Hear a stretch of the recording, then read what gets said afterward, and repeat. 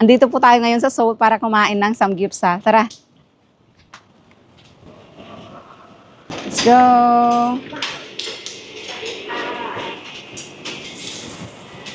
Nang tinay di. And cheat day po tayo ngayon dahil ito po ay buffet. And most weekend dito po kami kumakain mga kamami. Pupunta sa Samji para kumain ng piniritong kamote. Ayan po ang favorite ng aming bunso, yung kanilang rice cake.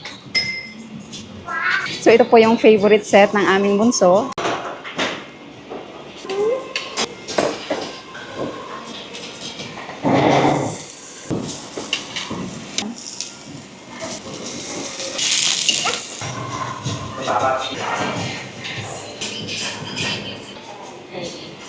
At kapag ganito pong mga ihaw-ihaw, mahilig ako sa bawang, sili, at sibuyas. Para at least healthy pa rin, di ba?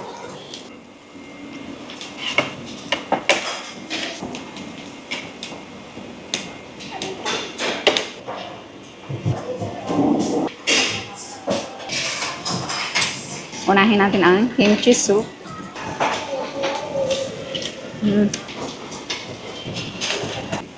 Kimchi, diba? Garlic, sili.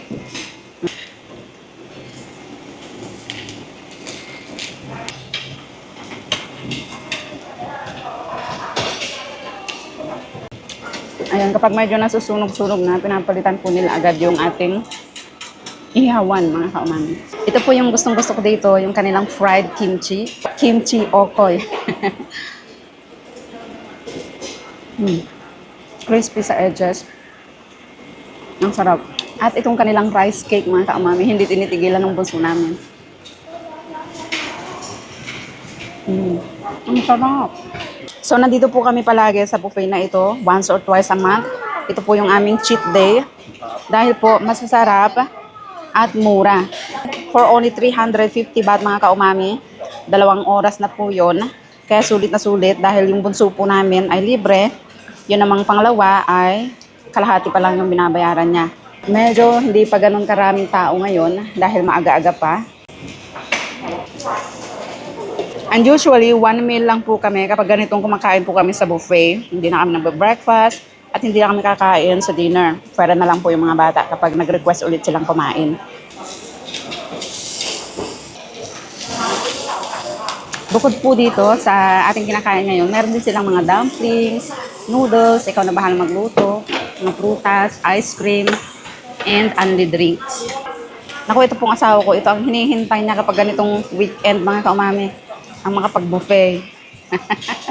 Kaya naman kapag weekdays, nagbabawas talaga ako ng kinakain, lalo na sa kanin dahil nga napakahilig po nilang magyaya sa buffetan. Parang masyadong kakaunti yata yung sili na nilagay mo, Daddy, or isa pang paborito ko dito, mga kaumami, itong kanilang pickled radish. Napakahilig namin mag-asawa sa mga pickled na gulay at ang dami nilang choices. At papakin mo lang siya. So, na-discover namin ang restaurant na ito dahil nung nagpunta dito yung pinsan ko at ang family niya, yung asawa niyang Korean, dito namin dinala at nagustuhan nga nila. Okay naman daw yung lasa and tinuruan nila kami kung paano kumain ng Korean food. At mula noon, lagi na kami dito. Hi, Syra! Nandito ulit kami. Isa pang gusto ko, yung kanilang mga lettuce ay sarili po nilang tanim sa likod. Nakakaantok sa kabusugan, mga kaumami. So ngayon po ay wala yung panganay namin. Nasa mall siya kasama ng mga classmate niya. Nag-cosplay costume po sila kaya susunduin na namin. Okay.